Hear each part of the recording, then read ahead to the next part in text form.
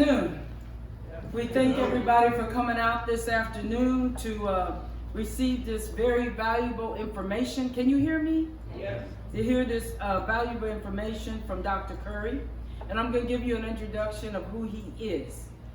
Reverend Dr. John L. Curry is a husband, a father of 2, a grandfather of 5, and he also is a senior pastor and the founder of Conquerors Christian Center, which is located at 200 East Washington in Belleville, Illinois. He's an historian, a Pan-African. He also is the owner of Curry's Training and Management Consultant. In the 1990s, mid-1990s, he organized over 70 churches called the Church of the Metro East concerning racism in America and in the local church, which met at the Gateway Convention Center in Collinsville with more than 1,500 people in attendance. And following that, in the late 90s through the 2000s, he organized 30 churches in order to have the first Color of Love worship service at the Cathedral of St. Peter's in Belleville, Illinois, under the auspices of Bishop Wilton Gregory at that time, with more than 1,000 people came out for that service. Dr. Curry has fought for civil rights, held many racial discussions with the Nations group that he founded. He's met with pastors, with mayors, with police chiefs, with police officers to help pass laws that were written, consent decrees. He's on the front line of racism in the Belleville, Metro East Illinois area and throughout the nation, as well as the continent of Africa. He has studied ancient African history as well as world history for over 35 years. He's a Pan-African pastor who is following the steps of Marcus Messiah Garvey. One Love, Black Nation Building Time. And I present to you this afternoon our lecturer, Reverend Dr. John L. Curry.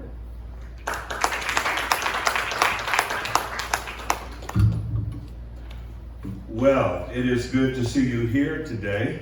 I was trusting God that I would have you here, and hopefully you'll be able to glean off of what I believe is going to be something that every person that is Black should be able to understand. Now, in this Black Love Lecture Series, just for the record, to let you know, we've had this series in Belleville and Belleville Library, and we also had it in O'Fallon Library. And while working out at the gym, talking to a friend of mine, Brother Derek, and I've been knowing Bond probably as long as I've been knowing Derek, but Derek and I have been talking off and on, and I presented to him an opportunity for him to be able to host this series here at Jazzy's 159. The beautiful thing about Mr. Hendricks is that he showed no hesitancy. And I normally ask the question to Black people, are you afraid to be Black? Because if you're afraid to be Black, there's not too much I can say to you about trying to encourage you to embrace your Blackness. But he kind of smiled and said, no, I'm not afraid to be Black. And we talked, and we continue to talk, and thus we're here today. One of the things that I want to give a shout out to is that we are a part, my wife and I, and those that are Pan-African, we're a part of the Pan-African Collective, which means that we help different types of countries like Rwanda. We have Monrovia, Ghana. We're dealing with them, understanding what they're going through. And a lot of this you're going to hear as we move into this Black Love Lecture Series. So we're part of the Pan-African Collective, and his founder is Dr. Jonathan Weaver, founder and president, and he has a school called the Weaver School in Rwanda. Also, we're part of ADDI, the African Diaspora Institute, and that is the African Diaspora Development Institute, with Her Excellency, Dr. Ariana. and we have been working diligently with them. And what we're endeavoring to do is continue this Black Love lecture series all across the Metro East, and we trust that we can take it all over the country. We're excited about the fact that when we move into this series, I just want you to understand that this series is all about love. I think they'll turn it down once we're done. It's all about love. We want to show some love to our own people, and we shouldn't be shy to do that. And we're going to go in and get into some of this. Before we do that, I want to have you to be reminded of one of my mentors. His name is Dr. John Henry Clark. I've been following Dr. Clark for a few years now. And Dr. Clark said this, and I quote, he said, "History is like a time clock that is used to tell the political time and culture of the day." He also said, history is a compass that people use to find themselves on the map of human geography. He said, history tells the people where they have been and what they have been, where they are and what they are. He goes on and say the most important thing that history tells people is where they must go and what they must be. The relationship between history to a people is the same relationship between a mother to a child. And as I was talking with Derek, he laid out some things and he told me what he was a part of. So I wanted to give him and those that are part of Freemasonry. Prince Hall Masonry is the oldest, founded by Prince Hall in September 29, 1784 in the United States, as well as Canada, Bahamas, Liberia. In 1862, President Abraham Lincoln received more than $600,000, and he met with 5 men, I believe, from Masonry. And when they came to him, he offered them a place where the slaves could go, and it was called the place in Panama. Now we know that many of the slaves settled in Monrovia, Liberia, and there they are today. But when he brought the offer to them, 4 of the 5 said no. They rejected the offer. And the plan thus produced Chocolate City, which is now called Washington, D.C. As for myself, I was honored to receive a doctorate, Dr. Martin Luther King Humanitarian Award in January 17, 2010, from the Alpha Phi Alpha Fraternity, Inc., Delta Epsilon, Lobato Chapter, President Mike Board, Chapter 16. And one of the things that I noticed with the fraternities and Freemasonry, there would not be fraternities without Freemasonry. You see, Freemasonry caused those fraternities to bloom and to blossom. And what I discovered even more is that if you are a Freemason and you are Alpha Phi Alpha, you are considered to be a double brother, which means that your goal is to help Black people all over the world. What's important, I think, as we move on, is that this Black Love Lecture Series, we're going to go into examining Black African glory story. We're going to look and see who we were before we got kidnapped and came as prisoners of war 400 years later, suffering in this white supremacy system called America. My 3 references will be the Holy Bible,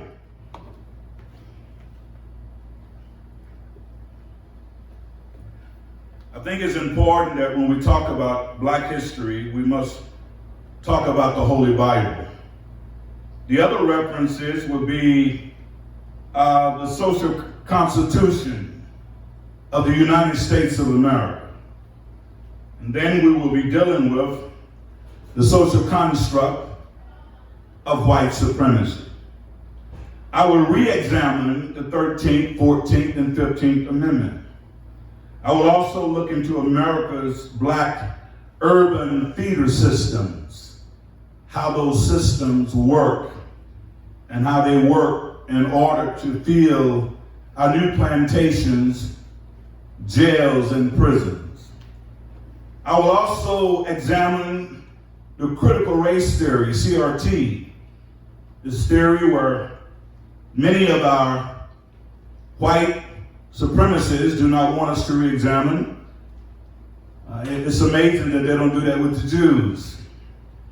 But when it comes to black folks, they want us to just forget about what happened to us, in us, with us, and pretend that the nation is fine. So for the record, I want you to be able to receive this in the spirit of love. I want you to know that you are a special people. I want you to understand that God is truly on your side. And I don't want you to feel inhibited to be able to express black love for one another. It appears that when we get around others, we have a tendency to forget ourselves. And in the process of forgetting ourselves, we lose out on who we really are. So today I present to you the Black Love Lecture Series, the Black African Diaspora Speaks. So we're going to need the light to go down as we get into it. Thank you very much. I hope you can see it, and I hope you can be able to follow me as I go. What we want to do, we want to hold questions until we get probably to the middle or maybe over. I want to leave some time, so if it seems like I'm moving through it, I'm moving through it. Because it is impossible to give roughly 2 hours of African history to be able to bring in dynasties and thousands upon thousands of years to be able to give you that in 2 hours. So we're going to highlight as we go. Just for the record, I do not know everything. I just put some time in, roughly 35, 40 years, and I'm going to be giving you highlights of African history as well as biblical African history. So as we move on to the next slide, you'll be going down. Thank you very much. Now, what we notice here is that we have been told that the Bible is the white man's book. By the time I get you to the intro of this lecture, that's going to change. Not only the Bible is not the white man's book, the Bible has never been the white man's book. But for some of us as black people, we have bought into the lie that the Bible is the white man's book. So as you see, I have Holy Bible, the black man's history book. And as we move forward, you'll be able to see why the Bible is the black man's history book. Now, that's a fact. Let's move on.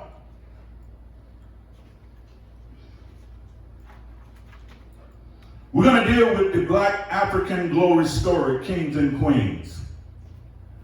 The Black African glory story, kings and queens. Okay? Kings and queens. You did not come from monkeys, chimpanzees, or gorillas. You are a special people in the world. Fact about it, there's nobody in the world like you. So let's move to the first one that I want you to see. The African glory story is a man by the name of Imhotep. Now, Imhotep was a multi-genius. He was an ancient pharaoh from 2200 BC. He was an astronomer, a person that studies the stars. He was an architect. He's the one that built the step pyramids. He was a part of building the ancient pyramids. Imhotep was a physician. In essence, Imhotep was the first physician. I know you hear when you talk about medicine, you hear where they say the Hippocratic Oath, and that came from a Greek that became a medical doctor. Well, Imhotep was practicing medicine 2,200 years before Hippocrates was even born. Imhotep was a black man. The Greeks didn't know it, the Greeks know it, but they don't want you to know it. They don't want your little sons and daughters to know it, that the first medical doctor in the world was a black man. The first designer of pyramids was a black man. The first designer of step pyramids was a black man. Imhotep himself not only was an astronomer, he was not only a physicist, an architect, a philosopher, and poet. Imhotep would be considered, back during that time, they called him the medicine god. Whether we know it or not, even to this day, the Pope has in his room, in his closet of closet, it would be the place called the holy place. Well, when the Pope go and pray, he go and prays to a black Madonna. That's how powerful our ancestors was. But that's the history that has been hidden from us. And we have been trained to think that we're really nothing, that we are just coming from the beast of the field. Imhotep, being a multi-genius, would move those stones and build pyramids, and those stones weighed 2 tons apiece, having more than a million plus stones in order to make the ancient pyramids. Now, China tried to do it, I guess a decade or so ago, but when they got to actually put in the pyramids, they couldn't move them, and then they tried to put them on ships, and the ships sank. They tried to move them with helicopters, and the helicopters wouldn't fly. So that lets you know the ingenuity of Imhotep. The next one that I want you to consider, and this is a brilliant man. His name is King Mansa Kankan Musa. King Mansa Musa ruled for 25 years. He's ruling from 1312 to 1337, and he was worth more than $400 billion in today's currency. In essence, King Mansa Musa was the richest man in the world. He specialized in gold, salt, and ivory. He was a brilliant man. Fact about it, he went all over the world, went 2,200 miles going to Mecca. And on his way going to Mecca, he was dropping off gold all over the place and helping the poor. King Mansa Musa was a Muslim. And the difference is that the enemy loved to play us against each other.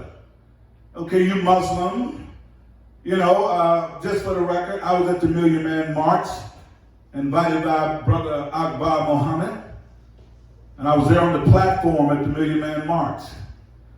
And I'm a Christian pastor, been pastoring for 30 years. But the enemy would try to get blacks to dislike Muslims, like Imhotep, and Brother Mansa Musa was a Muslim. You see, the Bible says, choose you this day whom you will serve. It is not my job to try to make you be like me, but it is my job to love you. And if I choose to serve Yahweh and you choose to serve someone else, that's fine. Every last one of us have to work out our own salvation with fear and trembling. But that's one of the devices that the enemy uses to separate us, to divide and conquer us. And before you know it, as you move on in life, we're divided because everybody on the planet knows this but us. When we come together, there is no power in the world greater than what God can do with us. So King Mansa Musa built mosques. And one of the most proudest things that I love about King Mansa Musa, in my study, my research, King Mansa Musa built the first world university. The first world university, and that was the University of Timbuktu, Sankore. Now, the city was Timbuktu, the university was named Sankore. And what blew me away in this study is that when we talk about Hippocrates, he came to the University of Timbuktu.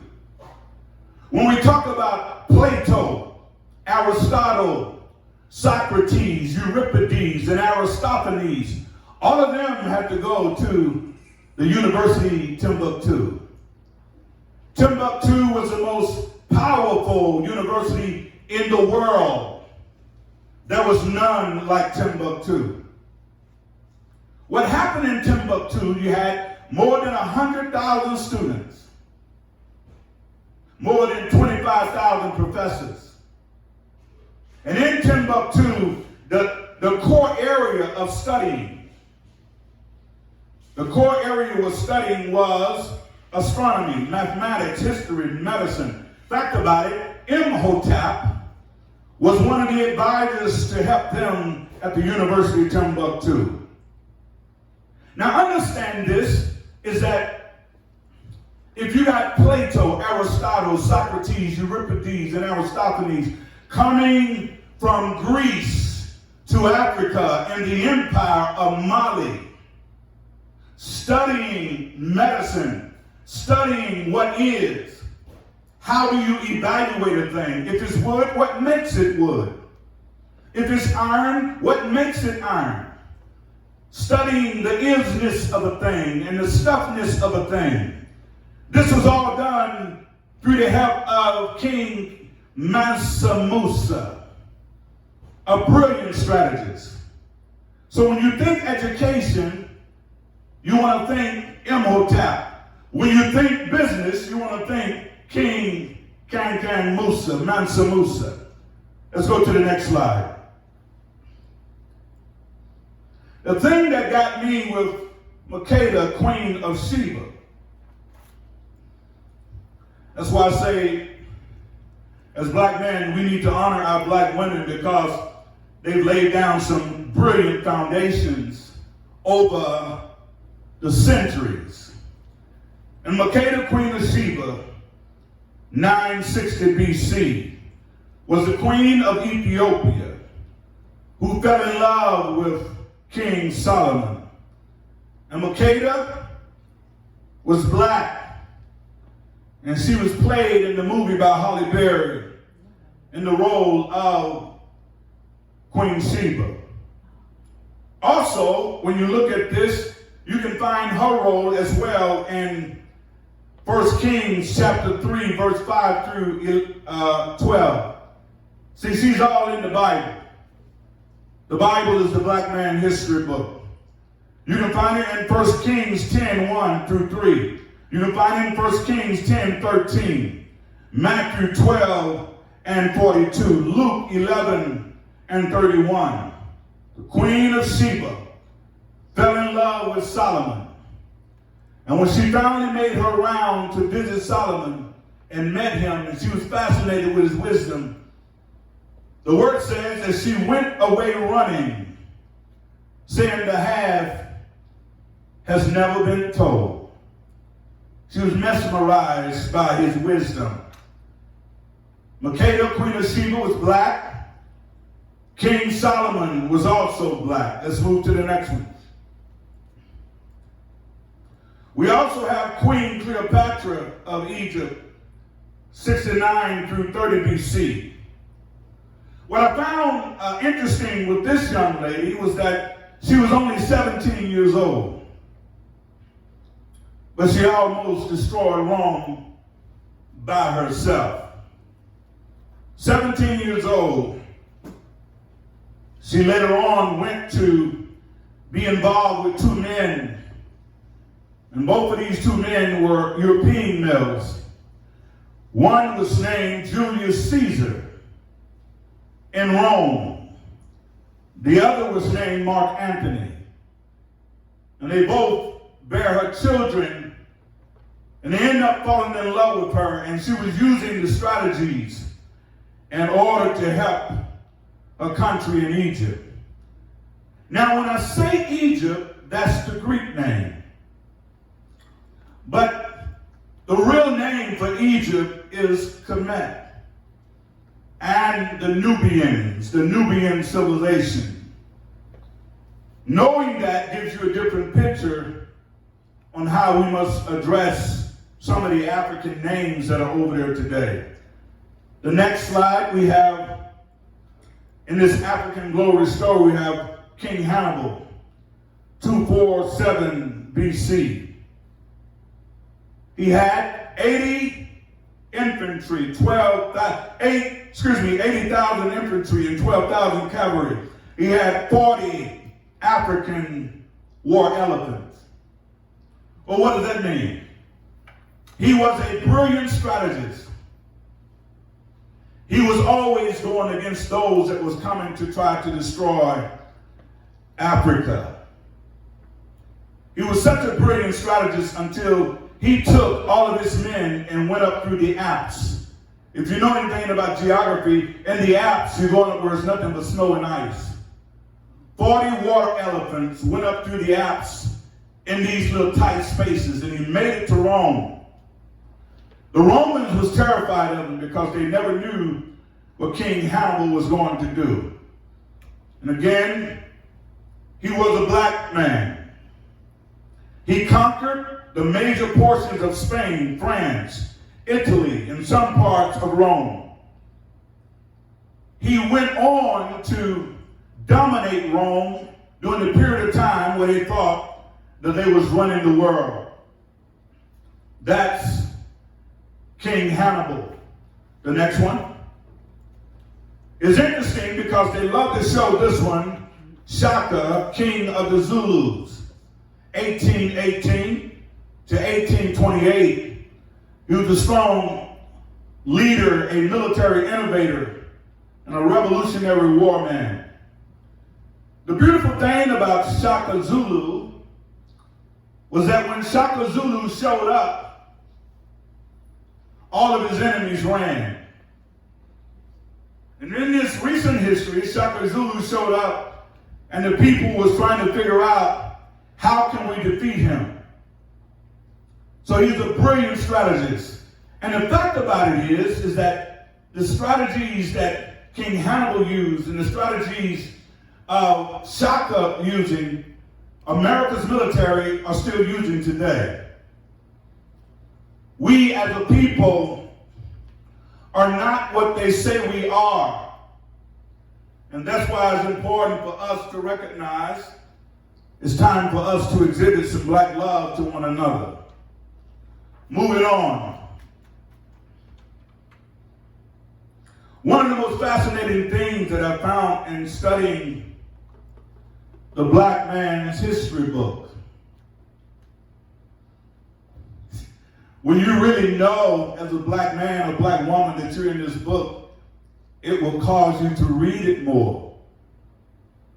We've been told year after year that black people are not in the Bible, and that the Bible is a book that can enslave black folks, and the Bible is a book that, that you really don't want to read because all it does is teach you how to be a good slave in this slave master system called white supremacy in America. Well, when you know that the Bible is the black man's history book, it will kind of change your mind on how you view it. The book of Genesis, chapter 10, verse 1 through 32. But before we get there, I want to share this with you. I want to share with you the importance of understanding who we are as a people. And we're in the book of Genesis, chapter 1, and we read about God made man in his own image. I want you to get this. God made one man from the soils of the earth. And his name was Adam. In the Hebrew, he could be called Adham. And Adam and Adham both means dark red is clay. It would be of a dark brown, a deep dark brown reddish clay. So as I continue, God made one man from the soils, and he never looked back, meaning that he didn't go back to change it. God made one woman from the man, and he never went back. The breakdown. God made one black man, put every man in that one black man, that one black man may come to save all men. In essence, the color of black produce all colors. You do not have to be afraid to be black. The color of black produces all colors. I am a painter. I'm an artist. I paint. I deal with colors all the time.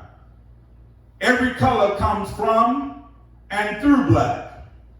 But the system of white supremacy does not want you to know that, because when you know that, you start seeing yourself from a position of understanding how God has blessed you with the color that you are. Also, if you go in your Bibles, I know this ain't church, but it kind of feels like it a little bit. Genesis chapter 2, verse 13, it talks about a place called Ethiopia. Remember, wherever there is a name, there's a people. Ethiopia is first mentioned in Genesis 2 and 13. Ethiopia was the founders of the Mesopotamian civilization. Nimrod was the first world ruler. You can move on. Nimrod was the first world ruler. Now, when they talk about Nimrod, they talk about Nimrod like he was a wild, crazy man. They don't talk about Nimrod as the builder of Tower of Babel. Nimrod was so awesome in his architectural design. Nimrod got heaven's attention, and heaven said, let's go down and see what they're doing. Because Nimrod was building the Tower of Babel to go up to try to get next to God. In the process, you know the story, God confounded their languages. He was black. The first world ruler of the whole world was black. Let's go to the next one. Now, I know this may, for some of you that may not have dove into this, it may sound like, well, where are you getting this from? Well, it's called reading the black man's history book. So you have to do work studies. You have to go in deep and discover who you are.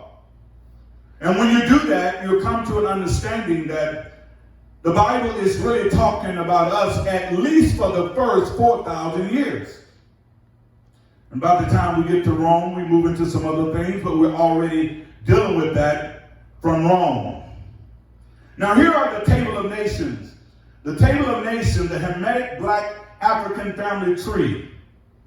Noah and Miss Noah, according to study and research, were black. Now you may find that, well, how can that be? My mother was kind of a caramel brown, My father was kind of a deep, dark brown. And I had sisters that looked like they was white. I had a sister that looked like she was crystal black. And if you've been watching the Olympics, you have seen a lot of crystal black. How many of you have seen those crystal black runners? Mm-hmm. And I tell my wife, I said, they're absolutely amazingly beautiful. But see, the white supremacist system have conditioned you to see that when you see crystal black, you say, get back. But crystal black is something that you should be proud of the fact that they're here in America, they're running relays, and we should not allow ourselves to dumb down ourselves by embracing colorism. So it's good to see crystal black. So Noah in this Noah, black, had 3 sons, Shem, Ham, and Japheth. Now this is the breakdown of human species. And we're going to get into it now. Cush means Ethiopia. Mizraim means Egypt. Put means Libya. Canaan means Palestine has. So anytime you get into the Jebusites, the Hivites, the Levites, the Archites, the Sinites, all of those are your family members. They are your descendants. And the fact about it, if you go to Newsweek January 11, even Newsweek was trying to figure it out, and they're still trying to figure it out. It was entitled In Search for Adam and Eve. Newsweek finally said that Adam and Eve both had to be black or people of color, not white. The enemy wants you to run from your heritage. He wants you to run from who you are. He wants to get your mind to the point where you don't like yourself. Not only do you not like yourself, you don't even like your neighbor. He wants us to stay in the conundrum of fighting and killing each other. And we're going to get to that in these urban feeder systems. So we're going to give you within the table of nations next. Within the table of nations, there are 70 nations. 70 nations within the table of nations. And you can find these table of nations in the book of Genesis. As I said, chapter 10, verse 1 through 32. 70 nations within the table of nations. Japheth, the Caucasoid, that is our white brother. And if he's pushing the kingdom of God, he really is our brother. If he's not pushing the kingdom of God, then he easily becomes our nemesis. Then we have Shem, the Mongoloid. That's our Asiatic brothers. Remember, Noah had 3 sons, Shem, Ham, and Japheth. These are brothers. And then the third one is Ham, the Negroid. Now, the breakdown of it, the Caucasoid had 14 nations. That's Genesis 10, 1 through 5. The Mongoloid, Shem, had 26 nations. Genesis 10, 21 through 32. The Negroid, Ham, had 30 nations. That's Genesis 10, 6 through 20. So whenever the Caucasoid tried to call you a minority, you should not bow to the status of a minority. Well, why is that? It's because as black people on the planet, we have never been a minority. Right now on the continent of Al-Kabulan. Can everybody say Al-Kabulan? Al-Kabulan. I can't hear you. Say Al-Kabulan. Al-Kabulan. Al-Kabulan is the original name for Africa. But when Africana went over to Africa in order to try to colonize Africa, they took the name Al-Kabulan, and the name Al-Kabulan simply means the land of the blacks. They took that name and threw it away, and now they're trying to bring it back. The Africans are trying to bring that back. So you have never been a minority. We are at least 1.5 billion on the continent of Al-Kabulan. we are at least, at my latest count, we are at least 250 million throughout the diaspora. Well, what is the diaspora? The diaspora is a place where you live, where your ancestors did not come from. In other words, for black folks in this room, you are presently living in the diaspora. So 250 million in the diaspora, from China, Japan, Russia, North and South Korea, America, Europe, all over the world, we everywhere. 250 million. And if we talk about the islands, we talk about Barbados, we talk about Dominican Republic, we talk about Haiti, we talk about Bahamas, we talk about Puerto Rico, Jamaica. All of that are your family. They are your family. They are the ones that got dropped off first in that Caribbean triangle. They dropped us off last to the 13 colonies of the United States of America. So please remember, don't even answer to the word minority. You have never been a minority in the world ever. Move to the next slide. This is 31 dynasties. Now I'm just going to give you highlights, because to go through the 31 dynasties would take at least a year, maybe 2 years, just to teach you per dynasty. So we're going to give some highlights on it so you understand who you are as black people.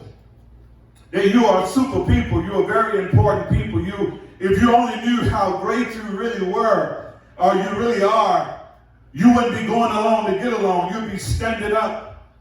And that's why I'm so happy to be here with you today. I was telling my brother Derek that I've always wanted to talk to black folks. I have no problem with white people invite me to stuff, quite a bit. But I want to love on black people to remind us of who we are. In my business, I go to different places speaking to mostly white folks.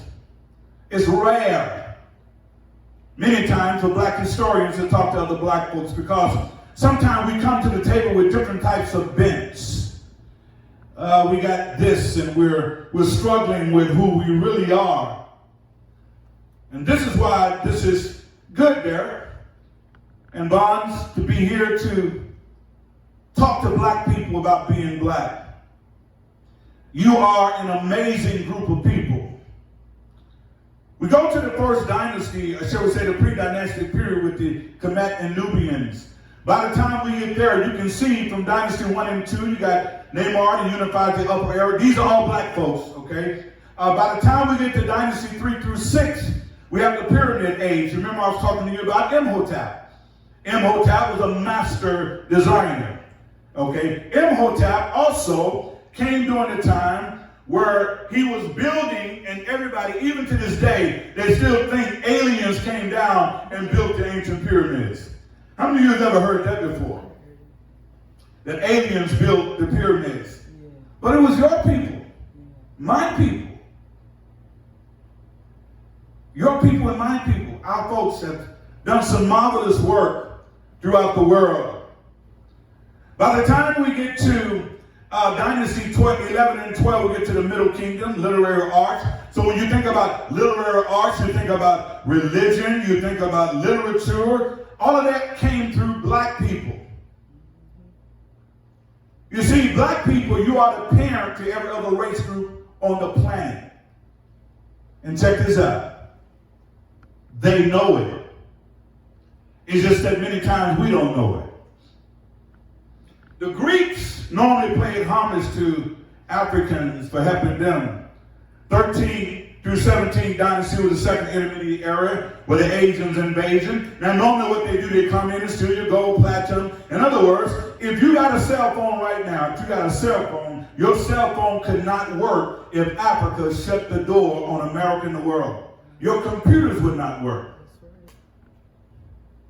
The airplanes wouldn't fly without Africa. Forget about gold and diamond, you wouldn't wear it without Africa. Everything that makes every every other world runs, come through your homeland, the land of the blacks. And everybody knows it but us. And this is why it's important for me to share this with you. You are a special people. No one on the planet is like you. Everybody want to be like you. They want your walk. They want your lips and your hips. They want everything that you have, but they don't want to be your color. They don't want to be the black diamond, but they want to walk around with the black diamond. You shouldn't be afraid to be black. You should hold your head high, stick your chest out, and know who you are. The world is fighting over you and fighting over what you bring to the world. In the 21st through the 24th dynasty, the Europeans were just coming out of caves. They were just trying to develop their civilization, and they was fighting each other. By the time we get to Dynasty 27, we have the Persian invasion. All of these things was going on in the land of the blacks. Let's move to the next slide. Now, this is important for you to know, especially for our young people. When you go off to school and you go and try to be a great student. Now, when I say young, basically I'm saying anybody that's a little bit younger than me, because I don't consider someone old until they get in their late 80s and maybe early 90s. So we're all young up in here. But here's something that you need to know. I used to get this question all the time, and maybe you get it, and maybe you still get it. Is that when the white historians, the white supremacist historians went over to Africa, they did not talk to Imhotep, Mansa Musa. Not much talk was done with Makeda, nor Cleopatra. They didn't go to the University of Timbuktu, Sankore.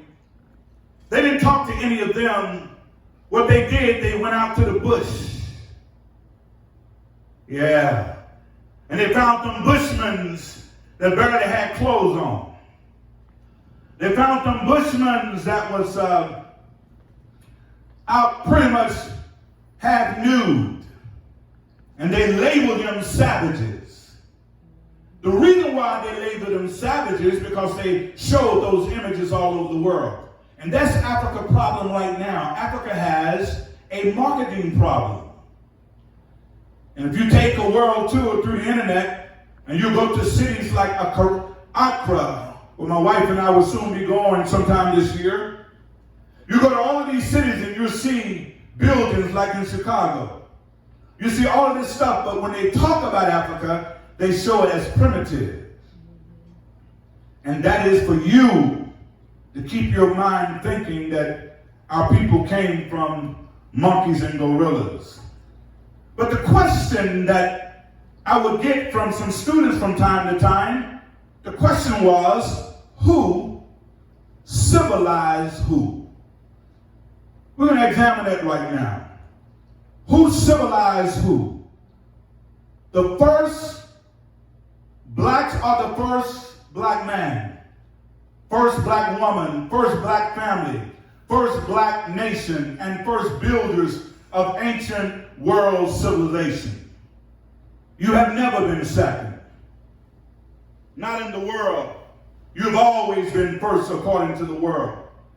But if the world can get you to believe that you're nothing and that you're second, third, fourth, and fifth, you're the beast of the field, then you believe that. The black African Egyptians civilized the Greeks. But what does that mean? The story goes this way, that wherever the African was going, the Greeks was right behind him. The story continued that whatever the African built, the Greeks was trying to build.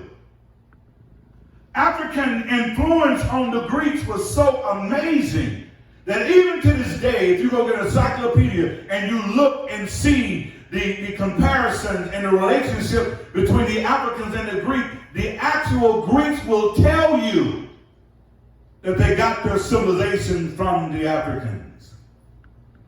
The Greeks civilized the Romans.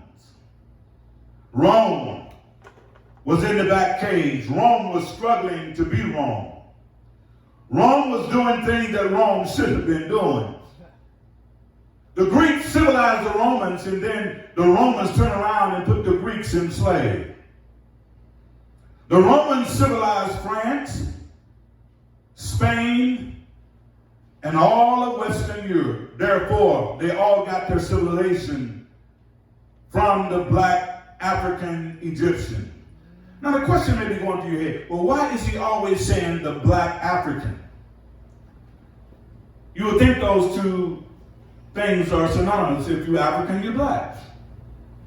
No, not anymore. There must be a designation, because we have those in South Africa that was born there, been there for about 50 years now, and some of their kids, generation after generation. So when they come to America, you know what they're called? They're called African Americans. And you wonder why you can't get your stimulus, because many of them are using both names, African American. So we have to put the right designation on it.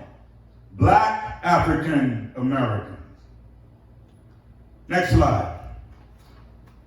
There's so much more I can give you about the Romans and the Greeks, and we'll be here. That's another about 3 or 4 days, so we're going to move on. For those that wanted to know blacks in the Bible, the Old Testament timeline, and I want to just give you something so you know that when I tell you the Bible is the black man history book, I got facts. I'm not just talking to you. I'm trying to get you to understand your value and your worth. When we look to the Old Testament timeline, black presence in the Bible, under the patriarchal period, 2000 through 114 BC, Hagar and Ishmael, the son of Abraham, Genesis 16:1, Pharaoh's daughter, and Melchizedek, black. Enslavement period of Exodus 14 through 12 BC, Jethro the Midianite, black.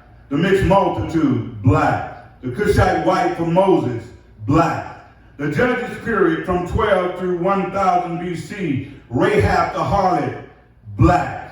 Abimelech the son of Gideon, black. The United Monarch period, Uriah the Hittite, black. Cush David messenger, black.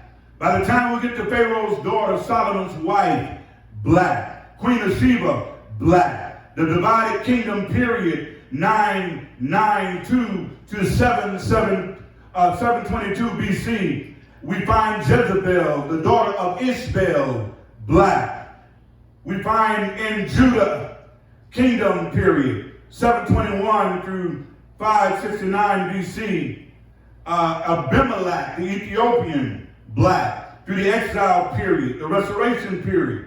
By the time we get to all of these, I can go on and on and on and on, and still will not be able to cover all of those black folks that are in the Bible that many of us are running from, when the Bible is truly the black man's history book. Why don't you give yourself a hand real quick for that?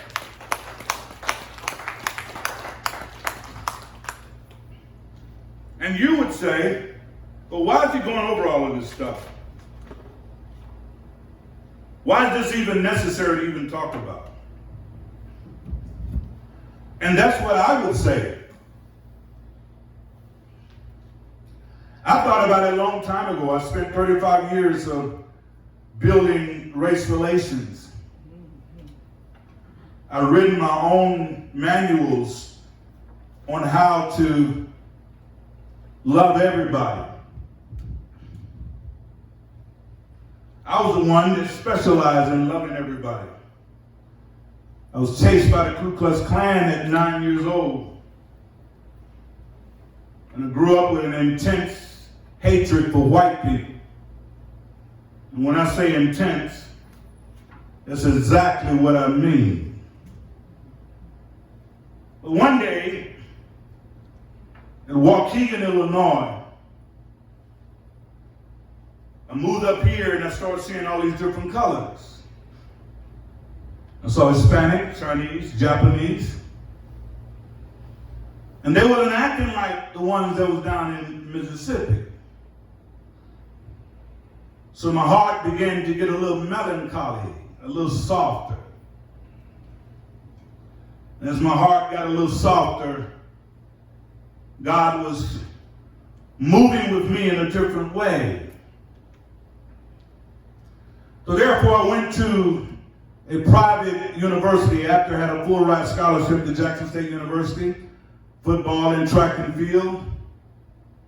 So I ended up going to a little small school right down the road called Greenville College at the time. I got there and I said, God, I think you done lost your mind. You done put me around more racist white folks than ever. And I started to go back into that old hatred. How many understand what I'm talking about? Yeah. Come on, raise them up high if you ever felt that way. Mm-hmm. You may even feel that way now. Come on, Derek, you got to do that.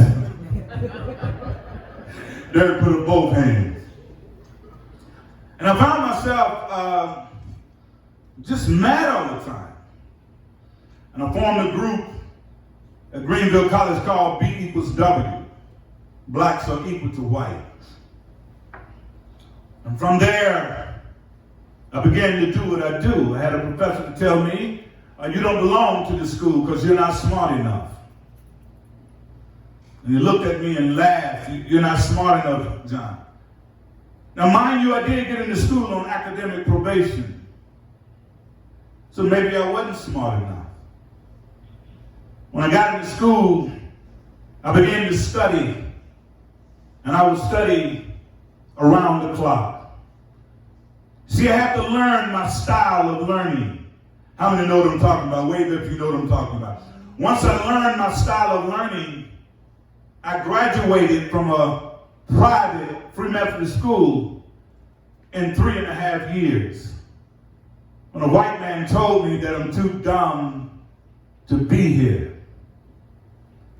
So from there I went on to do race relations and putting laws on the books and changing things and no justice, no peace and marching.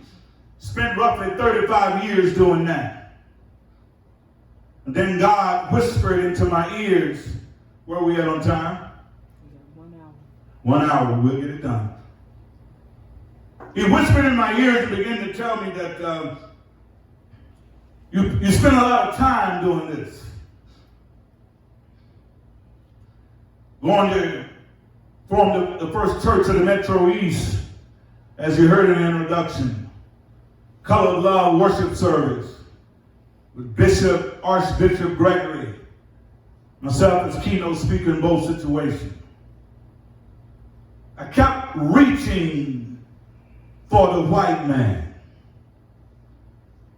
but the white man was not reaching back. I kept trying to find ways to move together to be kingdom citizens. Because the Word of God tells us that we must first be reconciled to God. And then from God to Yeshua, Jesus. From Yeshua to our brothers. Kept reaching out to them, and all I get is the same old thing. So God flipped the script. He said, I need you to move to your own people. I need for you to show your own people what black love really is. Thus I'm here today. The reason why it's important for you to know who you are and where you came from, because now we have stepped into the spectrum of colorism. And I don't know if you remember Spike Lee when he came out with his movie, what is it called? School Days. And colorism says that if you light and almost white, you all right. If you black and too black, get back. Colorism has divided us as a people, black people.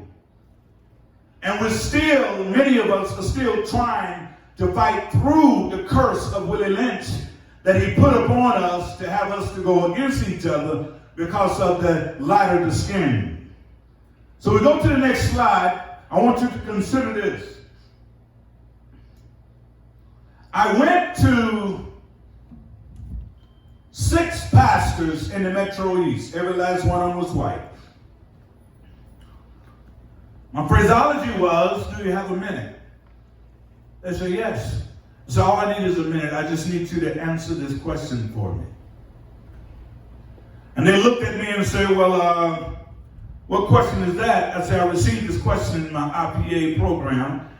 And I just want to ask you this question. And I need for you to tell me your honest truth.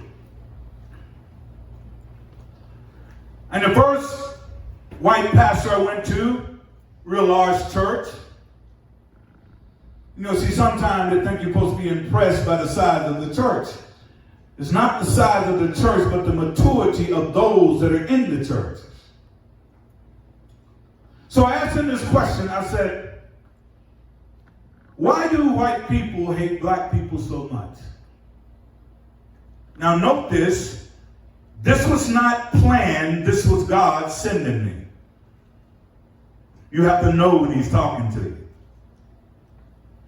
He said, what do you mean? I said, well, I got this question. I just need you to answer it. Why do white people hate black people so much? And he said, well, we feed black people. We clothe the naked. We go down to East St. Louis and we do this and we do that. I said, sir, that's not what I'm asking you. I said, why do white people hate black people? What have we done to you? What have we as a people done to any other group on the planet? He stumbled around and he was shocked. I went to the next church. Now I'm following God's instructions. The next church, the guy said, well, you know, we need to do better and things need to be better. And I said, well, do you have any black folks in your leadership team? He said, no, you know, we're working on it. I said, well, what are you doing to help black people? What are you doing to make the liberation a little bit more easier for blacks? Well, we try to help from time to time, and God says, go over here. I went over there and asked this pastor. I said, you got a minute? He said, yes. I said, why do white people hate black people so much? What have we done to you guys? Well, we're working on that, and you know, we've been trying to reach out, and we've been trying to do this, and you know, we feed the hungry, and I said, sir, that's not what I asked you. What is the reasoning for us going through what we're going through in America? He stumbled around, he could not answer the question. Went to another, same thing. So it got me so to the point that I had to write a book about it. And this book is entitled, Are White Christian Leaders Gatekeepers of White Supremacy? It was in the Belleville News Democrat. I got all kind of hate speech. And they're still kind of hating on me. Because how dare you to write a book about why are white Christians gatekeepers of white supremacy? So what does this mean? This means that if we look at what does Jesus look like? I don't know about you, but when I see the magazines, Time magazines, and they got white Jesus and white Mary, you know what I do? I buy them. I collect them. You know why? It's because I'm trying to figure out, don't they know the difference? Does Jesus look like him? How about, is he him or that one or that one? Why are you giving us the psychosocial brainwashing of Yeshua when they're not looking the same? Is he black? Well, we know he wasn't white. We know that. That's factual. Newsweek, January 11, tells us about Adam, so we know the dominant gene win. So the question is, why are they trying to consistently feed us a white Jesus? You ask that question. When I was growing up, we had white Jesus, we had Martin Luther King, and we had John F. Kennedy. Raise your hand if you know what I'm talking about. Come on, raise it up high. They was on the wall. But I want you to know the beginning of colorism never existed until the 1400s when Pope Innocent had 14 slaves to work in the Vatican. The Pope said, if we're going to enslave anybody, we might as well enslave black people. And that's when the slave trade began. The 15th, the next slide, we see many years before that, blacks had already went around the world. We've already been around the world. That's why everywhere the Europeans went, they saw black people. It's amazing. When they went to Antarctica, some of us were there. They went to Russia, we was there. They went to Asia, we was there. Wherever they went, we was already there for 300 to 500 years. And even Columbus, you know his story. He thought he was somewhere, but he was not where he thought he was. Because black people have been around the world. Next slide. We get to the middle passage. Your people, my people, came on slave ships. 292, 130 in the hulls of the ship. And here's what they would do with the black men. They would put us in the hulls of the ship and chain us to the ship. But the black women would run around in the ship, along with the black kids. And the purpose of that is that black women was not a threat to the white man on the ship. And to this day, black women are not a threat to the white man. And that's why he don't mind trying to use you to go against the black man. But on the slave ship, the black female slave was wiser than the white man thought that she was. There was never an uprising on a slave ship where a black woman did not initiate it. You need to know as black women how powerful you are. It was a black woman that was moving from place to place after being raped over and over again. She would go back to the hulls of the ships and tell those big men that they're doing this and they're going to do that, and you have a chance to be able to have an uprising. So 90% of the uprising that was on slave ships came through the instrument of a black woman. And that's why he wants her to be against you as a black man. Because the white man realized that if he can get her on his side, he wins. Next slide. From there they went to the 13 colonies.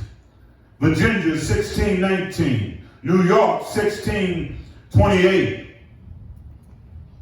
Massachusetts, 1633. Maryland, 1634. Delaware, 1636. Connecticut, and on and on and on. 100 years of slave trade, bringing Africans to America as slaves. Let's move on. You are a very special people. I really, really want to get you to understand what I'm saying. I don't get paid for saying this. I do it free. Why? Because ain't nobody telling us how special we are. Yeah, I know you're tired of looking on the news, and every time you turn on the news, one of us getting murdered. And now that we have COVID, it seems like our numbers are even going higher because we have been brainwashed to not to want to take the test.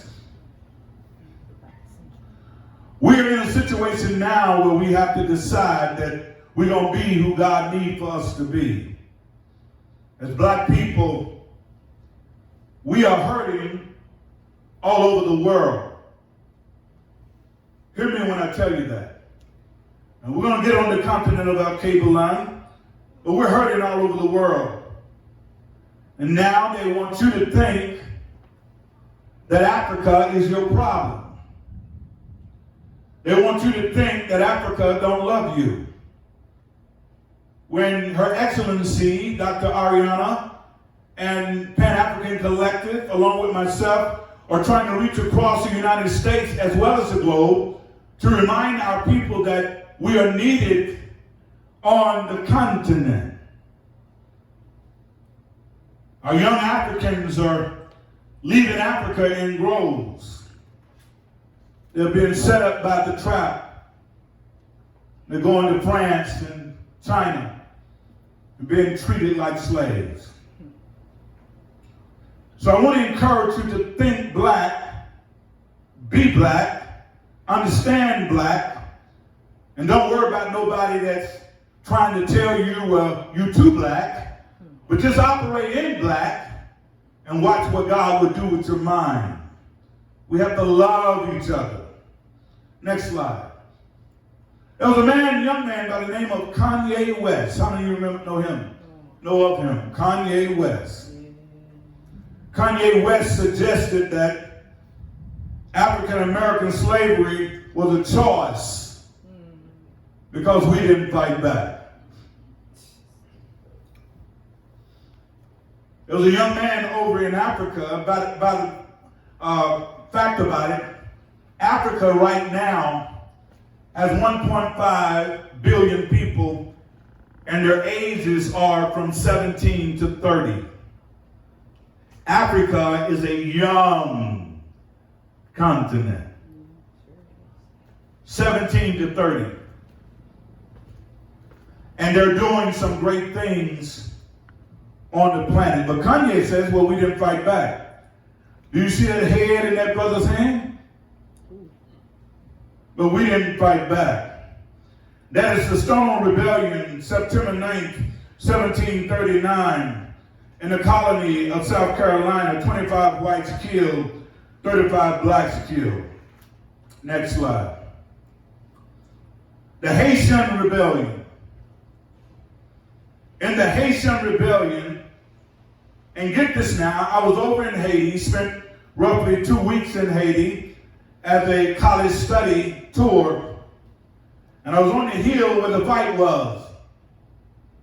But in the Haitian Rebellion, Haiti became the first black republic in the world and still is the first black republic in the world because the Haitian was successful in their insurrection.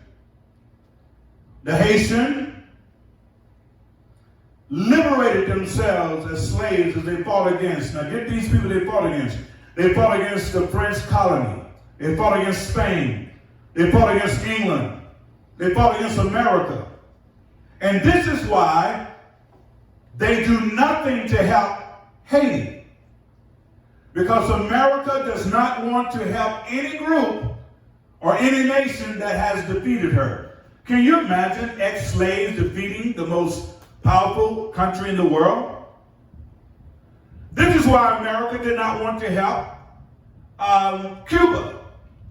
Because Cuba with Castro, they did not want to help him because they did not want to fall in the bag of democracy. So don't let nobody tell you that we was volunteer slaves. Next slide. This one here is basically letting you know what took place. They branded us, they put us in stocks, and they beat us. Now this brother was beat so bad until his skin rose up. In other words, they beat you until they beat you, and when they get through beating you, they beat you some more. Now this is what your people and my people went through. So don't tell me you're weak. You're not weak. There's nothing weak about you. If you're in this room right now, you're not weak. You can't be where you at in America today as a black person and be weak. They've thrown everything at us. Everything. And we still here. And we still thriving. Give yourselves a hand praise for that. Now this slide is going to make you mad a little bit. It's what they do even in the prison system from time to time. I know years and years ago, it's called breaking the buck. They take a strong black leader, the ones that on the plantation that other slaves would listen to, other slaves would strategize with. They would take this leader and they would get him and string him up like that, or they would put him over a barrel. And when they put him over a barrel, the homosexual slave masters would say, we gotta train this one because he's too heady, he's too high-minded. He got everybody listening to him, and they don't want to go to the fields until he says it's okay to go. They don't want to do this, so they don't want to do that. And it's what they do with some of our leaders today. They break the buck. Now, breaking the buck is just not a sexual thing. Breaking the buck could be a financial thing. We're going to give you some money so you shut up. We're going to give you some money so you don't preach a liberation gospel. You preach a passive gospel. We're going to give you some money, give you some grants, so as long as you got this money and grants, you don't need to be talking to people about their liberation. We want you to make sure you're preaching and teaching a gospel where they can rejoice while they are suffering. So breaking the buck is different. They take this strong buck. You know, the one that's in the community trying to run stuff, no justice, no peace, and he's out there standing up for what is right. And they get him. Homosexual slave owners, pedophiles. What they would do, they would get him and put him over barrels. And they would rape him over and over again in front of his family. It could be his children. It could be his mom, his wife, his father. And every time they wanted to have sex with this buck, they would have a hole put in his pants. And if they didn't want to use the hole in his pants, they would have the buck to walk with a sag. And the sag pants were representation that whenever the master wanted to do something with the buck, all he had to do was drop him a little bit lower. Now, see, young people don't understand that some traditions become, through our DNA, it becomes innate, but when you get the history on it, you need to change some things. That's called breaking the buck. In other words, to quiet you down. How much time we got? To quiet you down, and in quieting you down, they begin to destroy your life. Next slide. The psychology of slavery. 1705, Article 1, Section 2, deemed that the black man at that time was subhuman. Then we have the divide and conquer strategy of Willie Lynch, 1712. Willie Lynch was a master slave trainer who trained slaves to go against each other. And the minister Farrakhan, while being at the Million Man March, he used that very speech, of which I had about 10 years before that. Turn the young against the old against the young, the dark against the light against the dark, those that are intelligent against those that are unintelligent, those that live on the plantation versus those that live in the field, those that are in the house, those that are smart against those that are not so smart. Turn them on themselves, step back, and watch them be divided so you can conquer them. And this is where we are today. The system has divided us and now trying to conquer us. Then psychology came into play when they issue out a new diagnosis for the slaves that ran away. And that diagnosis was detraptomania. Detraptes mean runaway. Mania means crazy. In other words, if a slave is running away, he is mad and crazy. Now just think about that. Now we know they will cut the foot off, right? But they would have to beat the devil out of him if he's running away. In other words, he didn't know how privileged he were to be a slave. Next slide. I'm only going to deal with 1775 and 1783. We see the Revolutionary War was fought to free the white man from the British white man. 1781, we see that John Henson, I know everybody thinks President Barack Obama was the first black president, but it was John Henson was the first black president in the United States. We see that President Andrew Jackson mother was black, and she was brought to America because she was considered to be a prostitute. We get to the 3/5 clause. By the time we get to the United States Constitution, we discover real quick that we have two constitutions. Within the Constitution of the United States, the first 12 are for whites, the last 3 are for blacks. And we're still not operating in those last 3. And we're going to get to that. America has always had 2 constitutions, one for blacks and one for whites. Continue to the next slide. Keep moving. The 15th Amendment, we're going to get to that down the road. Keep moving. When we get to the Underground Railroad, it was Harriet Tubman that said, after freeing 1,000, she said she could have freed at least another 1,000 if they only knew that they were slaves. How many understand that? She could have freed another 1,000 if they knew they were slaves. You see, because you're in the house and another brother in the field, you're still slaves. Because you got your degree and the brother is struggling to get his GED, the master still see you as the same person. Because you finally got a job and someone else is looking for a job, they still see you as a problem in America. It's all about trying to get us to go against us. What I found out in my study is that they realize they've done everything they can do to kill us. But they can't kill us. So what they try to do now is to get us to kill ourselves. And I'm going to get to that moving on. We have Nat Turner Rebellion. Remember Kanye West said that, we was volunteer slaves. It's August 21st, 1831. 51 whites killed. Next slide. Then we have the meaning of mad and crazy. We talked about that with the whooping of the slave in order to stop the slaves from running away.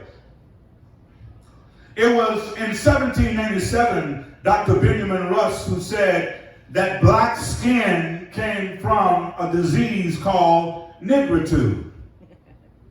You see, we was hit on every side. Your skin is a disease, negritude. He could have just went on and said nicklitude, just flat out call it like he wanted to say it, but he wanted it to be a psychological term. Let's move on to the next slide. Keep moving. It was in 1864 through 1867 when the Emancipation Proclamation was signed. We went through the Reconstruction period. My friend Dr. Claude Anderson said that the best time that black folks ever had was after slavery during the Reconstruction period. It was during that period, he said, we was making 1/2 of 1% of America's money. Check this out. We are still making 1/2 of 1% of America's money.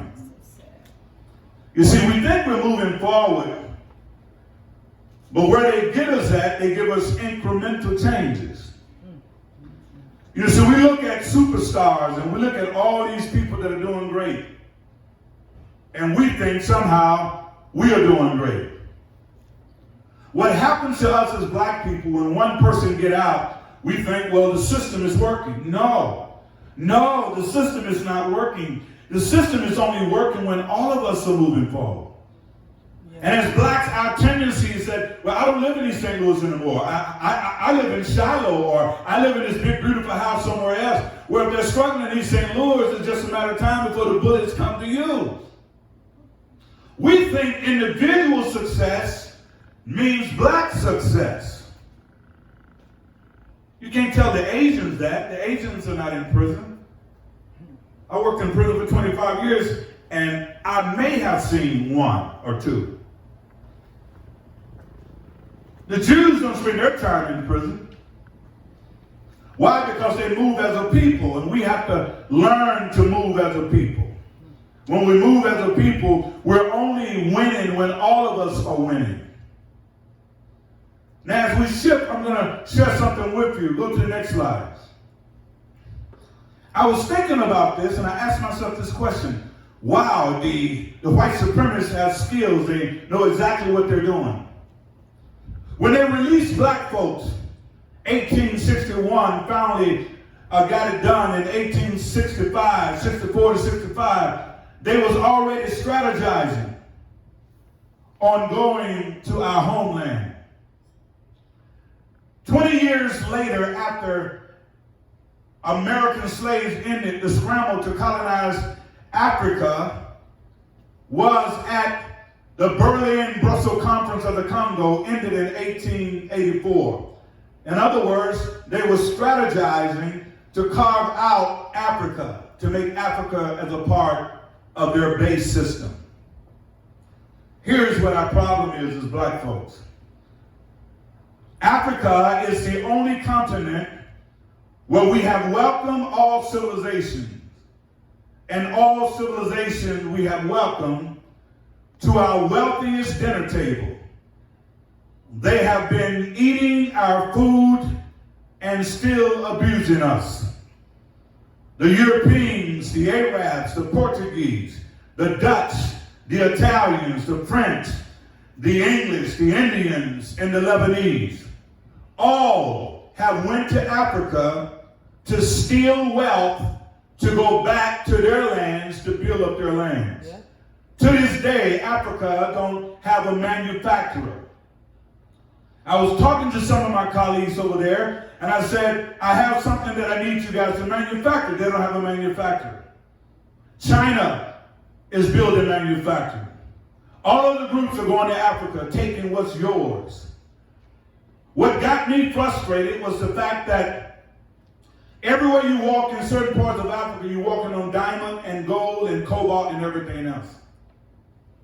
The Chinese and the European nations are trying to stop Africa from growing and from manufacturing their own product. Because when Africa manufactures their own product and stop everybody from coming to get the chocolate, stop everybody from coming to get the coffee, stop everybody from coming to get the diamonds, the gold, the cobalt, stop everybody from coming to Africa to receive what Africa naturally owns, the world will shut down. That's your power. But if you don't know that's your power, you'll be looking at the white man saying the white man is running the world. No, he's not running the world. He's trying to run the world through power of weaponry. We as blacks have the power in Africa. And as a diaspora, we are the most feared. Get this, black men and black women. If you're a black man in America, you are the most feared man in the world.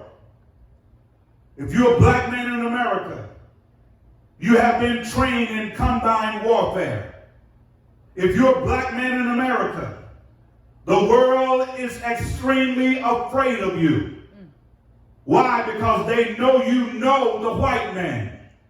You fought in every war, foreign and domestic. You know the white man. And you are the most feared man in the world. And this is why. They realize they cannot kill you. Are you hearing me?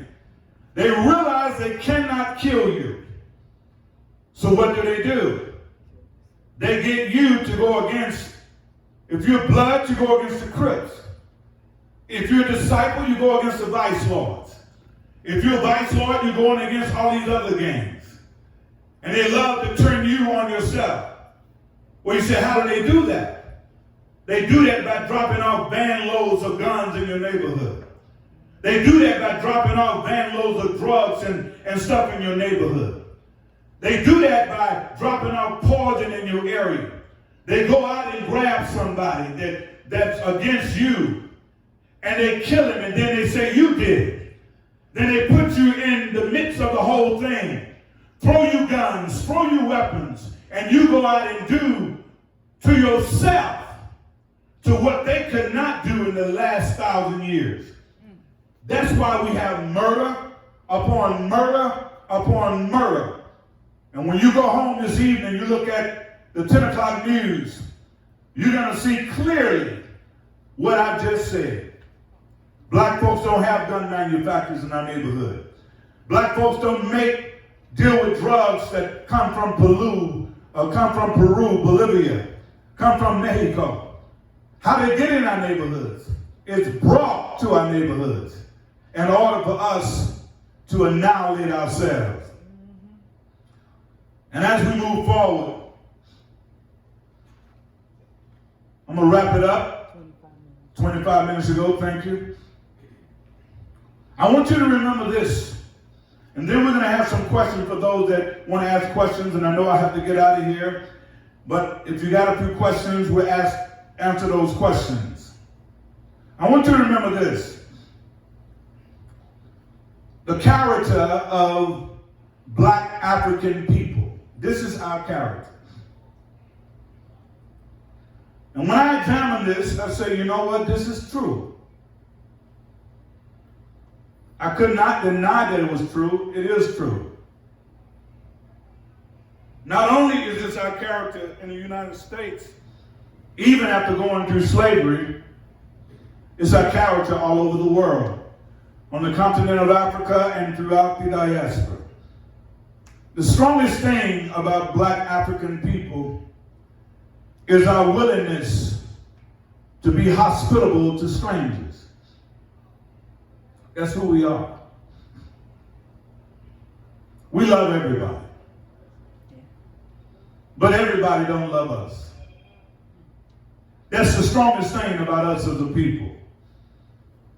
We are very hospitable to strangers. The weakest thing about us as black African people is that we think everybody who joins us is really for us. We get excited when they protest with us. We hear phraseology saying that there was a lot of white people out there, there was a lot of Asian people out there, there was a lot of people of color, and we get all excited when people come to basically to co-opt our struggle. And you know what we do? We cry out, no justice, no peace. Take me to the next couple slides. Next one. No justice, no peace. We have fallen in love with no justice, no peace, with the flag around our neck as a noose. You see, if you're a citizen, you don't have to say no justice, no peace. Only those that are not citizens have to cry all the time to get some justice. I don't want young people that are in their early 20s and some that are in their late 20s to think that America is apple pie and Chevrolet. America has proven herself to be wicked toward black people. And you may not like me saying it, but you know it's a fact. We've been dealing with America since we've been here, and in my opinion, nothing has truly changed. Next slide. We have to honor our freedom fighters from the great leaders of ancient modern time, and we have Malcolm X, we have Kwame Nkrumah, Frederick Douglass, Imhotep, and on to Marcus Mosiah Garvey. We have to learn to give them honor to where honor is due. See, freedom fighters can see down the road. I am not liberated until you liberate. I am not free until you walk in freedom. But the system of white supremacy like to play us against each other, using the old Willie Lynch strategy. And some of us feel good when we move out of a bad city and we finally get, well, I can breathe now. Well, what happens when someone moves next door to you? That's when you find out who you are as a person. The next slide. This is a mentor of mine, Marcus Mosiah Garvey. If you don't know much about him, he's the father of Pan-Africanism. According to Mom.edu, he's the father of Pan-Africanism. He's the founder of Universal Negro Improvement Association. Angelou. He's also the founder of the Black Star Based on Line. your Alexa usage, you might like truth or And dare. in the Black Star Line, it started in 1919 Or dare. through 1923. Now, what was the Black Star Line? You know how the computers, they like to jump in and have a little fun, so we just had a little fun. The Black Star Line was by Marcus Mosiah Garvey, and here's the ship. He wanted to take all black people back to Africa. He said, let's go back home. Thus, Pan-Africanism all over the diaspora. See, Pan-Africanism says this: we believe that Africa is for the Africans, at home and abroad. Any leadership that teaches you as a black people to depend on another race will enslave you. Our issue as black people, we have been dependent on everybody to save us. Can you just look at your neighbor and say, they ain't coming? We've been relying on state troopers to go to save us. We've been relying on everybody to save us when in fact we need to begin to save ourselves. This is what Marcus Mosiah Garvey was about. Next slide. They say we was volunteer slaves and that we didn't build anything. Well, convince these people. More than 20 massacres all over the United States. Black Rosewood. By the time you get to Tulsa, all of these different places had already built up Black Love, Black Nation building time. We was already building up all over the country. And every time we build up ourselves, it's like this beautiful lounge here. White people can get mad and come in here and try to do something to make the brothers that are here that own the building, make them look stupid like they don't know what they're doing, and create something just to close them down. We have to love each other. We have to make sure that we're protecting each other. And we have to support each other. We have to make sure that we're doing the right thing. This is not an accident. Jazzy 159 is not an accident. It was strategically planned. And what Asians and Hispanics and other groups hate is that when we start to do this, they become afraid. Because in America, your annual spending power as a black group is $1.5 trillion. That's what we make as a group. $1.5 trillion. And you know what we do with it? We just give it right back to the white man. Well, I don't give mine to the white man, but it's coming out of your check, going directly to poverty, and you got no black banks to put it in, so go back to the white man. When we need to be intentional to help support black businesses. We need to be intentional to help support this business. Intentional to help support people that are trying to do what they need to do. All of these places, you got East St. Louis, 1917. You got Philadelphia, 1985. You got Chicago, 1919. Detroit, 1943. New York, 1863. Tulsa, 1921. I can go on and on. Where black people was rising. And the white European came and literally bombed their cities and tore them down. Because see, when we rise, they lose. But as long as our money are going to them, they win. And we have to wake up to start supporting ourselves. Next slide. These are some of my heroes and sheroes. Some that are not up there. You got Mr. Amos, you got Mariana, you got Ivan Van Sotomayor, Yusuf Ben Yoten, you have Shabazz Ali, we have Sheikh Anton Diop, and we also have Dr. Francis Crelson, who is a hero, or shall I say a shero to me, and we have Chancellor William, which was a required book for my children to read at 12 years old. We have Dr. Claude Anderson. He said, I only debate with my equal and teach others. Then you have my brother here, Dr. Claude Anderson. These are all heroes and sheroes of mine. So before I prepare, I go and do a lot of study, and that's why I have to move through this, because these are courses that could take anywhere from 6 months to 90 days just to go through. Next slide. Now you would think that Christians wouldn't act that way. These are Christian folks.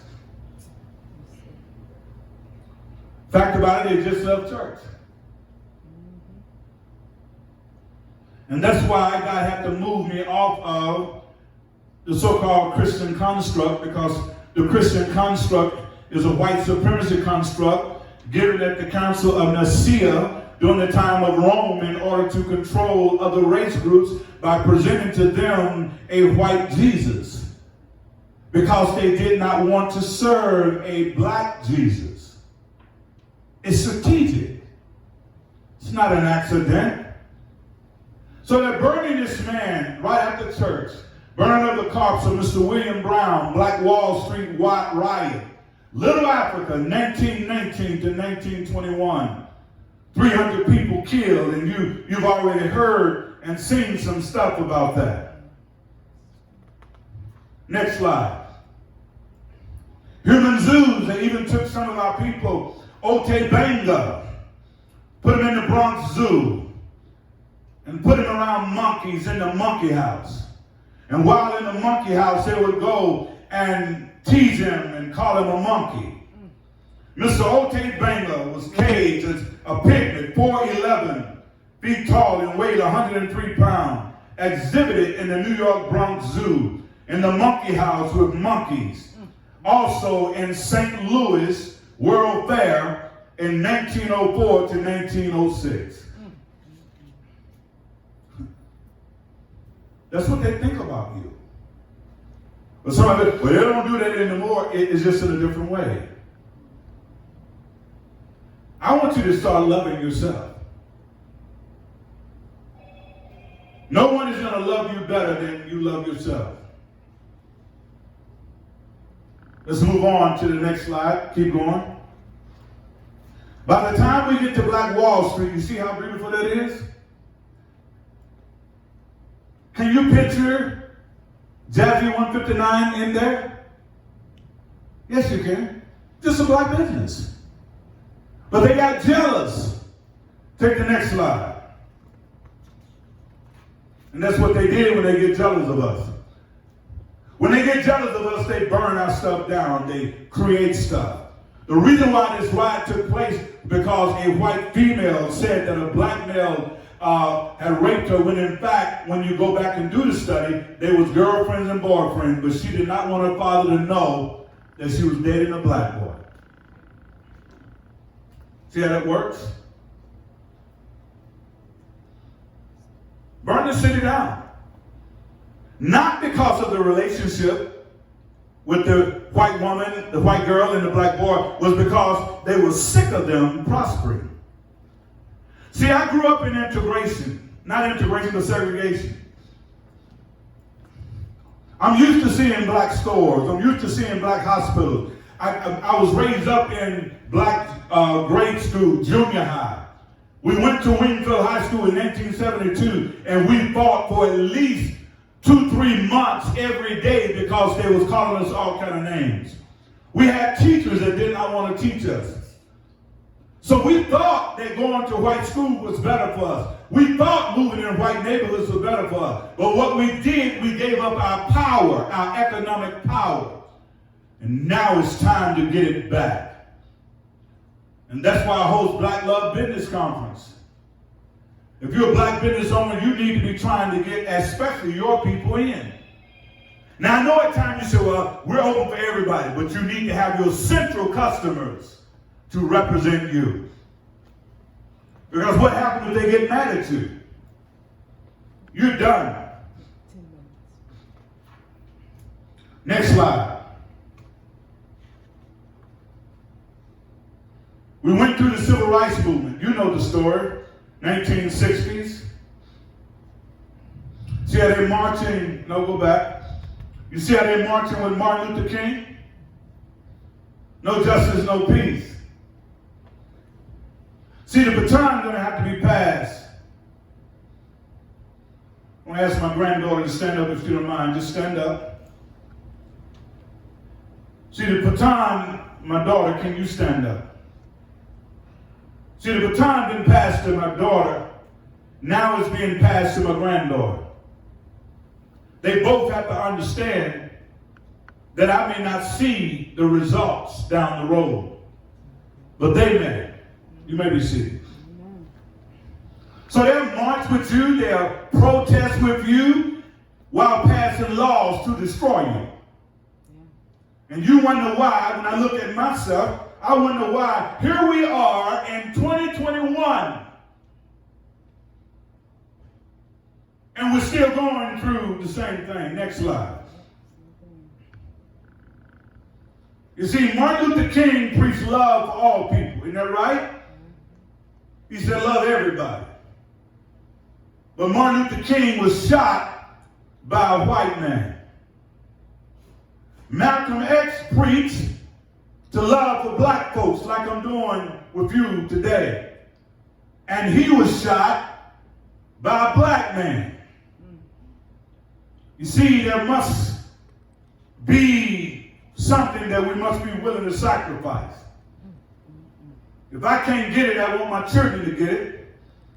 And the only way they're going to get it is that they have to know who they are. Be unapologetically black. Next slide. How many of you remember Rodney King getting beat on video? Everybody marching? That's 1991. Are there any changes yet? Next slide.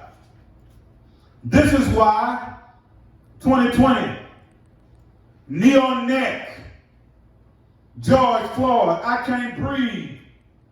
They'll march with you, protest with you, while passing laws to destroy you. Why? Because until we come together as black people. Now understand this now. This is something that I want you to get. This is about us loving each other. We done went through the protocol of emancipation. We done did the civil rights movement. We done did all of this stuff. There's nothing else to do. The white supremacist system in America has proven to us that they don't want us here. And the church, I personally have indicted white evangelical Christians. Why? Because they're the ones that are supposed to be telling the world that America is different. America loves everybody. They're the ones that are supposed to be ushering in the kingdom of God. But what do we do as black people? You know what we do? As soon as we get saved and give a heart to Christ, we love everybody. And that's what we're supposed to do. But they're not there yet. So in the meantime, can everybody say in the meantime? In the meantime, we got to show more love to each other until they get there. Half of America is racist. And half of America is white, racist evangelicals. And you're trying to make them be what they refuse to be. Which simply means you got to love yourself. No longer can we wait for them to pat us on the head, give us a donut and some coffee, and say you're just a real good, you're different from the rest of them. How many of you ever heard somebody tell somebody that? You're different. You're that special Negro. You talk different. Stop letting white people play you. You talk different. You dress different. You're not like the hood rats. It's like the master saying, you know, you're a good house boy. Just come on in here. You know, we're going to give you some clothes. Take my secondhand clothes. We're going to treat you different than we do the field hand. And normally what happens when that takes place, we become jaded and disjointed because we're trying to please the white man. I'm telling you, I'm sick of trying to please the white man. I've done that for 30-some years. I've done that for a while, race relation, diversity, all of that. And every time I went to them, they wasn't doing anything. They wasn't changing. They was not changing. And then Donald Trump comes on the scene to seal the deal. And they said, well, we really ain't changing now. And we have white evangelical Christians that are pushing white racism in the church. And I'm a pastor. I love Yeshua. Yeshua is his Hebrew name. Jesus is his Greek name. And who civilized who? The Africans civilized the Greek. So I'm calling him the name that his mother called him. His mother said, Yeshua, can you come here for a minute? The Greeks changed it to Jesus. It's still the same. But the point is, why are white Christians still promoting hate for black folks? That should kind of bring up some righteous indignation in you, shouldn't it? You going to confess with your mouth the Lord Jesus and believe in your heart, and you're still a bigot? Oh. You going to call yourself speaking in tongues on the run, hooping and hollering, and you still a bigot? You still look at yourself as being supreme while living under the king? No. So we can't wait another 60 years. I don't want my granddaughter, my daughter waiting for another 60, 70 years for these white folks to finally get their act together. That's why we have to heal and build our own selves. Are you with me? We have to heal and build our own selves. We can no longer wait for them to come to rescue us because they're not coming. Look to your neighbor and say, they're not coming. You're not coming. And I'm going to give you the last two and we're going to get out of here. We need to re-examine the 13th, 14th Amendment. The 13th Amendment says that slaves are now free. My mother didn't feel free in America. My grandmother died at 99 years old. She used to tell me that she didn't really feel free in America. Do you feel free in America? That's the 13th Amendment. You was promised freedom. The 14th Amendment granted you citizenship rights. But if you're in the car with two other people and you get pulled over, you don't know if you're going to make it home or not. Are you really a citizen in America? The 15th Amendment granted you a right to vote. What's going on now with that? 50 out of 50 states, 48 states are trying to deny your vote right now. They're talking about it right now as I'm speaking. White supremacist system does not want you to vote because when you vote, you're voting as a block and don't even know you're voting as a block because now you're voting as a Democrat when in actuality the Democrat was the Republicans. And the Republicans was the Democrats. The Republicans freed slaves. The Republicans gave you civil rights, but now they have switched position. It's called three-card Monte. They are playing us. And you with your happy self, you just get happy, I'm going to vote, and we fought for voting, but we need to do this. Vote as a black bloc, not as a Republican, not as a Democrat, not as an independent, but we vote our black issues. And whomever support the black issue is who we vote for. If you want power, that's what we call black power. I'm not saying not to vote, but vote as a black bloc. Now, what is the most critical issue right now? The most critical issue right now is reparation. You go on my podcast, you'll see I got it all laid out, the case for reparations. If America really was in love with us, 1864 through 1866, it should have been signed. Wouldn't you think so? Slaves are free, give them their due, make the right the wrong. Make the wrong the right. They want to go back to Africa, send them back to Africa. They want to stay in America, give them some land so they can settle in America. Why are we still having this discussion on reparation? When our ancestors built America and literally built the world. So I say to you, they don't want, this is the last slide. I got a few more to go, but we're going to shut it down. This is the last slide, critical race theory. They do not want you. The last thing they want is for you to know your history. They don't want you knowing your history. Will the young people stand up that's in here? If you're under 30, stand up.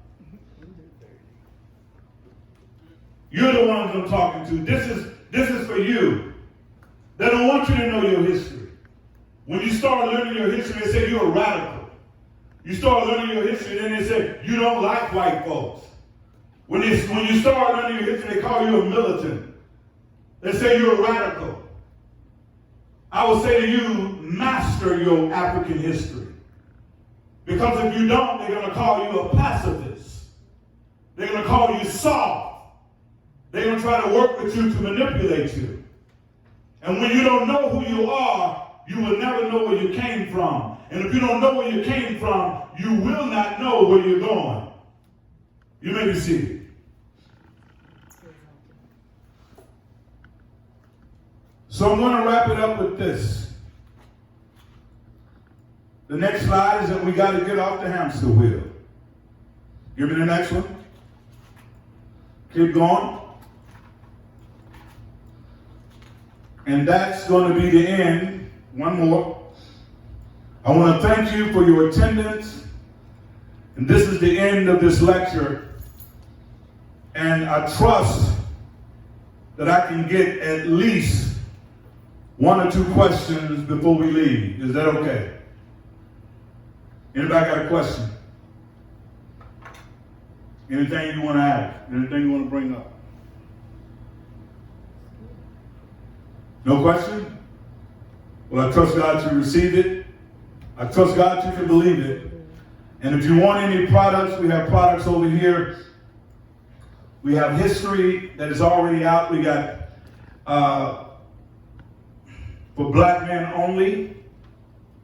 We have Reborn, Be Ready. We have the African Glory Story. We have the books. A White Christian Gatekeepers of Black Supremacy, or White Supremacy. We have a plethora of things. Everything on the table except for the necklace are $10 each. And if you want to come and purchase any of those things, it would help us to continue to do what we do throughout the diaspora. I believe at this time we're going to make ready to close if there's no questions. Okay?